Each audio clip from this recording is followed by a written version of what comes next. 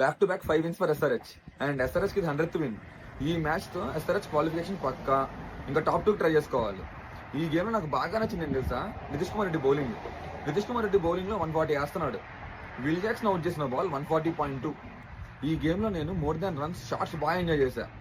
First the సైలర్ ఆరా బుమ్రా 6 కొడతాడు, no look 6 straight down the ground. Second Klaasen కొడతాడు గజన్ఫర్ ని ఎక్స్ట్రా కవర్స్ మీదగా 6. థర్డ్ హెడ్ మళ్ళీ బుమ్రా స్ట్రైట్ కొడతాడు 6. అసలు వాళ్ళ బుమ్రాకి ఏమైందో 54 రన్స్ కన్సీడ్ చేశారు బౌలింగ్ లో. అండ్ వాడి కెరీర్ లోనే థర్డ్ హైయెస్ట్ ఇది.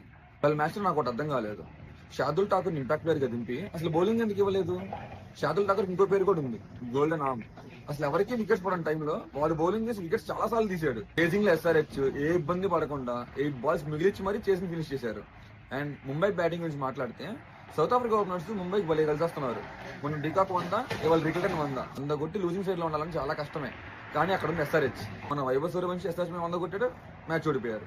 ఇవాళ రికల్టన్ 100 కొట్టాడు, మ్యాచ్ ఓడిపోయారు. 2 games లో కామన్ థింగ్ ఏం తెలుసా, SRH bowling. SRH bowling in last 4 hours is excellent. 260 వెళ్ళాల్సిన టార్గెట్ ని 230, 240 ఆపేస్తున్నారు. Most important Klaasen. ఎస్ఆర్హెచ్ కి గుడ్ చాకరీ చేస్తాడు. ఇవాళ man of the match 30 balls తో 65 కొట్టాడు. చేసింగ్ లో ఎస్ఆర్హెచ్ ఏ ఇబ్బంది పడకుండా సింపుల్ గా 8 balls మిగిలిచ్చి మరీ 250 కొట్టారు. ఇక్కడ నుంచి అమ్మాయి క్వాలిఫై అవడం చాలా కష్టం. ఇంకా వాళ్ళు ఏమైనా మిరాకిల్ చేయాలి.